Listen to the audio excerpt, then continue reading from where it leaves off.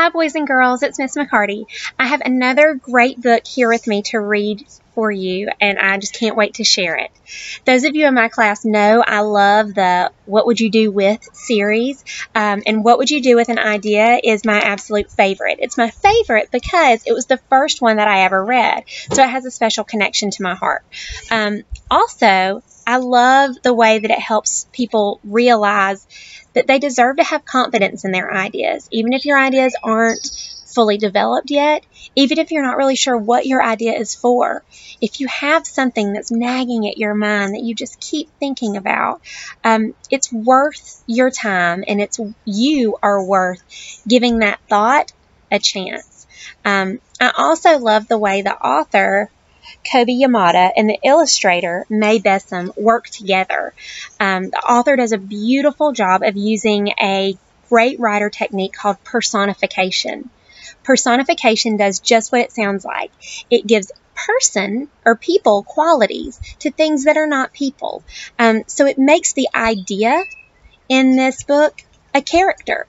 And it says that it does all these sorts of things that people could do, but it's talking about the idea.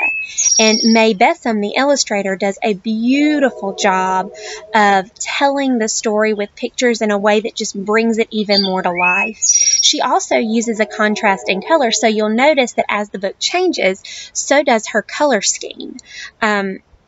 Just pay close attention to the idea in this book and see how it begins to change as the little boy starts to change his mind about his idea.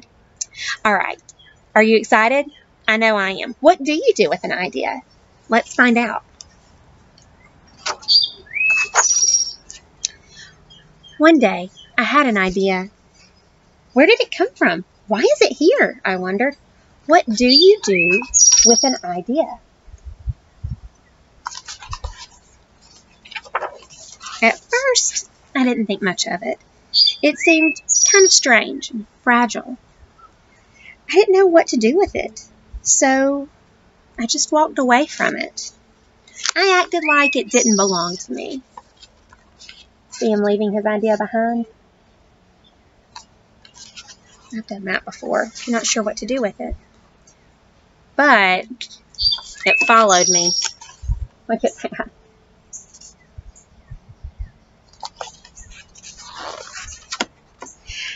I worried what others would think. What would people say about my idea? I kept it to myself. I hid it away and didn't talk about it. I tried to act like everything was the same as it was before my idea showed up.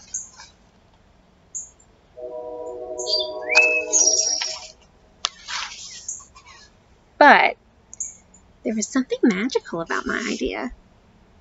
I had to admit, I feel better and happier when it was around.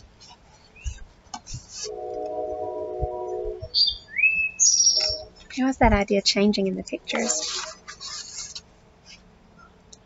My idea wanted food. It wanted to play. Actually, it wanted a lot of attention.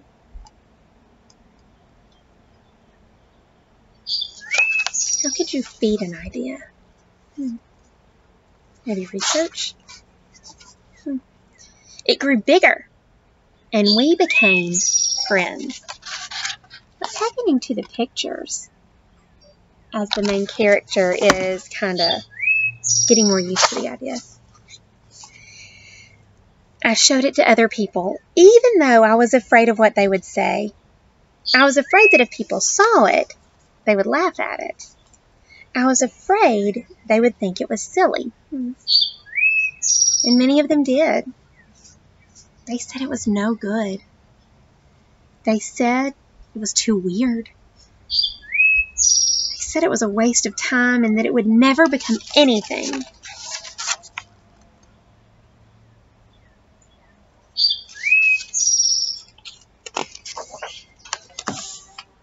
And at first, I believed them.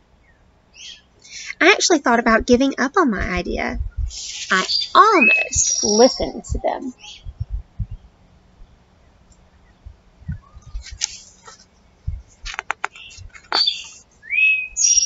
But then I realized, what did they really know?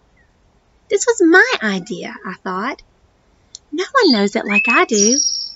And it's okay if it's different and weird and maybe a little crazy. I decided to protect it, to care for it. I fed it good food. I worked with it. I played with it. But most of all, I gave it my attention.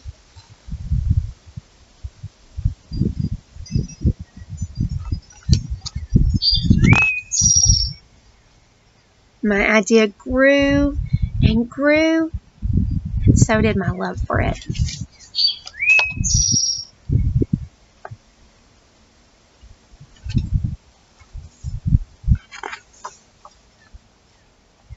I built it a new house, one with an open roof where it could look up at the stars, a place where it could be safe to dream.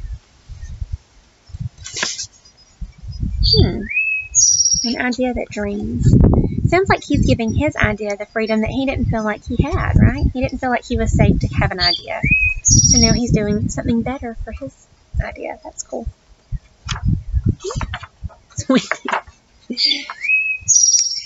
I liked being with my idea. It made me feel more alive, like I could do anything. It encouraged me to think big, and then to think bigger. It shared its secrets with me. It showed me how to walk on my hands because, it said, it is good to have the ability to do things differently.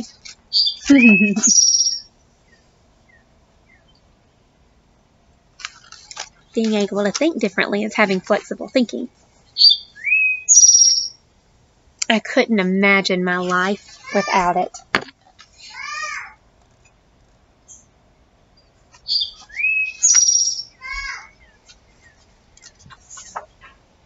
Then, one day, something amazing happened.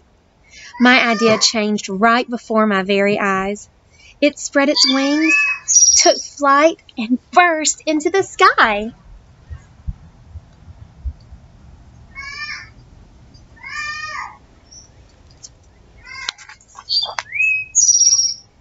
I didn't know how to describe it, but it went from being here to being everywhere.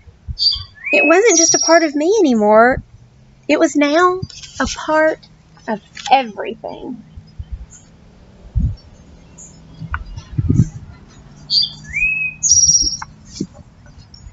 And then I realized what you do with an idea. You change the world.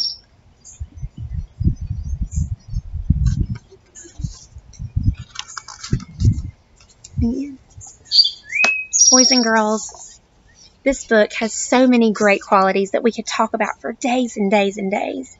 But the idea I want you to take away today is that if this young man hadn't believed in his idea enough, if he had listened to other people who didn't quite understand it because it wasn't their idea, he would have walked away. And he would have realized that when you have an idea and you go after it, you have faith and confidence in yourself and the courage to try something that maybe nobody's tried before, you can change the world. We all have that inside us. And I hope that if you have a good idea, or an idea that seems okay or not even that great, you give it a little chance. Maybe you can change the world too.